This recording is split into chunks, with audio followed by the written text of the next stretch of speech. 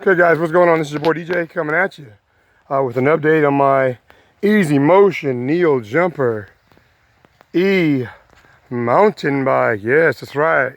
I know what you're thinking. Why has he got all these all these weeds around him or whatever, this brush? Well, that's because I'm on a mountain bike trail in Peoria, Illinois. Just doing some trail riding. It's a little wet. You can see it's a little damp back here. But all is well. But I just wanted to give an update on the bike. I bought this bike in 2014. Easy Motion Neo Jumper. It came with a rear hub motor, 350 watt rear hub motor, RockShox front suspension. I forgot the name of the tires that were on there because I changed them out. I got Maxxis on there now. But I just wanted to give you guys an update on this bike. The Easy Motion 2014 Neo Jumper. First of all, I'd like to tell you this. Don't believe the hype about the mid-drive bike. The mid-drive bike is not an end-all to e-bikes. It's not the best bike to get or whatever. It's really a preference because I'm kicking it on a 350 watt rear hub motor. Okay? And after 4 years of riding, I got over 2,000 miles on this bike. Now, I know that may sound low for 4 years, but you don't understand. I got quite a few bikes. I got like six different bikes that I ride. Okay. I even have a Bosch mid-drive, a high bike with the mid-drive, so I know what I'm talking about. So my input is kind of valid when I say that the mid-drive is not the end-all to e-bike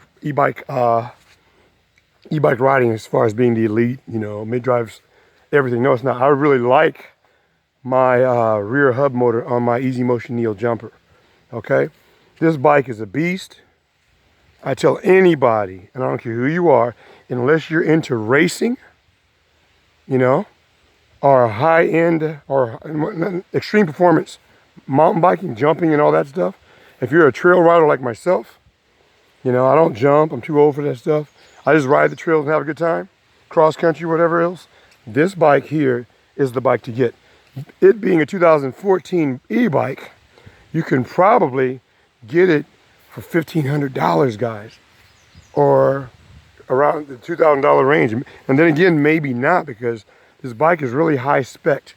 Okay, I got this bike back in 2014. I had to move back to Illinois in 2016 due to my father being sick, who eventually passed away a week after I got back in March of 2016. But anyway, all that to say this. When I was in Florida, I lived in Florida. Well, that's where I purchased the bike. I rode the bike on the trails there, and they have a lot of washout, on the trails because it's sand. Everything in Florida is sand. The off-roading is all packed sand. So therefore, the road really moves, when you're on it, as far as, washing away the dirt to reveal tree roots. This bike was beat up. I mean, as far as rolling over tree roots, I may have 30 yards of serious tree roots and that I had to ride over with this bike. And this bike handles it all extremely well. Shocking. I mean, even with the rear hub motor, in the back, it does extremely well. And I'd like to say, as far as weight and all that stuff when it comes on e-bikes, I'm the type of person, I use my e-bike like an SUV. I like to have everything. Like in my bag here, I actually have a battery operated air compressor. So if I get it flat, I can just pump it up. I have the slime tubes in there. So I'm not trying to make this bike the lightest thing in the world. I'm trying to be practical with it. And that way, if I'm 30 miles back on a trail, I got a way to get home. If I get it flat or whatever, I got the tools to change a tire or tube if I need to. Not tire, but tube if I need to. So yeah. This bike, I'm not trying to, when I ride it, I'm not trying to have the lightest bike in the world. I pack it with stuff, I didn't have any water with me this time, so it's a bit lighter. But just tools and things that I might need, on the trail so I can get home. The main thing being a way to fix a flat. And I've had it happen. And having those tools in the back is a great thing to have, guys. And again, unless you're into performance or racing, weight doesn't really matter, guys, because it's an e-bike. These bikes are going to weigh double the weight. Generally, they're going to weigh two times the weight of a normal 27-inch mountain bike or whatever size bike you have. Like this bike right here weighs, I think it's right at 49 pounds or 52 pounds, right around that range. But by the time I had the bike rack, and you know, I got a battery pack in here for lights and stuff. I got a headlight right here. You know, by the time I had other things, I got my RAM mount here and stuff. By the time you add other things, it's going to end up being about a 60-pound bike. And guys, I'd like to tell you that is nothing. Don't be turned off by the weight. You don't have to have the lightest weight e-bike to have an awesome time. I know, because I have over 6,000 miles, coming up on 7,000 miles on collectively on all my different bikes. I got different e-bikes, and that includes the highly coveted Bosch mid-drive. Yes, I have a hardtail Bosch mid-drive bike, the X-Duro, 2014 X-Duro. It is a beast, okay? I really like that bike. But again, it's not an end-all. Don't think if you have a mid-drive bike that, oh, everything's great. Because on my Bosch, I don't have a throttle. I love having a throttle on an e-bike. This bike here, it's truly, if you want to be honest, this is truly an electric moped. You know? Yeah. Motor, pedal. Motor in the back, pedals right there.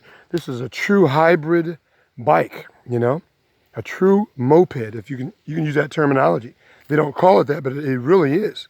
Moped is simply a bike with a motor and pedals. There you go. So what's nice about this bike over my high bike, okay, is the fact that I can throttle home, you know? Sometimes I'll ride this bike, I'll be maybe 20 miles out, and if I want to, I can throttle all the way back 20 miles, conservatively, you know? And my speed's on, now to get that range, 20 miles on this bike, your speed's probably gonna be between 10 and 15 miles an hour, okay? But it does really good, guys, really good. If you can get your hands on a 2014 Neo Jumper, do it. Don't feel that because, you know, it's an earlier bike that is not any good. That's not true, guys. Because at the time, this was Easy Motion's top of the line mountain bike. So they really put their all into it, into the componentry and everything like that, you know? And I got to say, as a person who got over 2,000 miles just on this one, it's a beast. It's awesome. I mean, climbing hills is incredible. I got 30 different gears on this bike. 30 gears, people. Okay, on my... Excuse me. As you can see, I'm moving because it's bugs. They will tear me up if I stay in one place. So I'm walking back and forth. But anyway, yeah. This bike is incredible. I tell anybody, if you can get your hands on one, get it. You can probably get it cheaper because it's older. That doesn't mean anything, you know? I have no, like I'm really into e-bikes and stuff, but I have no temptation. And I check the specs on the newer bikes a lot of times. I go in and see what's going on, see what Easy Motion is doing for 2018, 2019. I have no drive to go out and exchange my hub drive bike for their Bosch or Brose mid-drive. Not at all. Easy Motion, you got a good thing here, whether you know it or not. You know, don't get into the hype and think that mid-drive is everything. It's not. And don't get me wrong, now I like my Bosch high bike, but if I had to get rid of one of them, it would be the Bosch. I would not give up my Easy Motion Neo Jumper, plus it's full suspension. Okay? This is really awesome. Now on the flip side, to be honest with you though, if you're gonna go distance riding, distance like 100 miles or 50, 60 miles, and you really want to use your the power, in that case, the Bosch is the better bike to get because you're going to get more range due to the mid-drive being more efficient, a bit more efficient, maybe 5 or 10% more efficient than this. Because years ago, if you check my other videos, I did a range test on this bike. My range test works like this. I put the bike on the lowest level of economy, okay, in eco mode. And then what I do is I ride the bike until till the battery fails on flats. You know, I try to avoid any hills. And I did that on a bike and I got 50 miles. 50 miles with just leaving the pedal assist on the whole time. So that's pretty good range. And on my high bike, I haven't done it to fail, but I know it'd probably be about the same, about around 50, 60 miles. So yeah, you can get really good range on these bikes. Now, everybody's gonna ride their e-bikes different. Me, I don't ride the bike with the power on all the time. I pretty much use the power, turn the power on when I need it. I get to inclines or whatever else, then I'll turn the power on, you know? Like I may ride the bike, I may use the power 40% of the time. or even as low as 20% of the time. Back here on the trail, I don't really, I use the, I'll use my power, the motor on the bike when I get to the inclines. Other than that, I'm pretty much riding it like a standard e-bike. And what's the beauty of this bike here over the mid-drive is you got a traditional crankshaft, you know, just traditional. You got a rear hub motor. That's just a standard bike. You know, right there in the middle is a regular crank, nothing special. Shimano. Awesome, it's got a nice hub motor in the back. That's it, ladies and gentlemen. That is it. Okay, whereas the mid-drive, all this down here is motor. But let me give you some benefits to getting a high bike over this bike here. Is the technology, guys, as far as the mid-drive system. On the high bike, the high bike actually has a diagnostic system in it. So you can connect the, like if you have problems with your mid-drive, you can take it to a dealer and they can hook it up to the computer. You can tell them what is wrong with your mid-drive, if anything is wrong with it, how many cycles your battery has gone through. Like I took mine in for a report just to get it updated a year ago, and everything checked out great. The battery, gave me a count on how many cycles the battery had gone through, everything. So as far as technology-wise and more reliable electronics, the Bosch mid-drive blows this Easy Motion bike away as far as that's concerned, because the technology is way more advanced in their motor system. But when it comes down to just everyday riding, this thing does great, does really good. So I can't really tell you anything negative about this bike, guys. I really can't. Yes, you have more unsprung weight because due to the rear hub motor being in the back and the suspension, but it doesn't matter. It does not matter unless you're like in competition. If you're just trail riding, you're not going to feel it, because look, regardless, even if I got a mid-drive, I'm still going to always have gear in the back, you know, pumps, everything else. I'm not trying to have a featherweight bike. I'm trying to be practical and, you know, having tools, water, whatever you need, phone, charger, all that stuff packed in the back. That way you can get home if you're on a long trip. So I look at this bike like an SUV, a go anywhere bike. And I'm telling you, as a person who has going on around 7,000 miles on electric bikes, this bike is as good to me as anything they got out now. You know, because the bottom line is, it's a bike first. The componentry. You know, oh, what I meant to tell you guys earlier was this. When I took this bike in for a report, because I was telling you guys how I bought the bike in Florida and the tree roots and stuff, then I got sidetracked. When I got this bike in Florida, I took it in when I moved back here for an inspection to a professional bike shop. They did not even have to true the wheels on this bike, guys. The wheels were still in alignment, still extremely straight. And I beat this bike up on Florida tree roots like you would not believe. Okay? So what does that say about the quality of the bike? You know?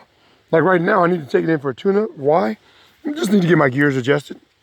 That's all.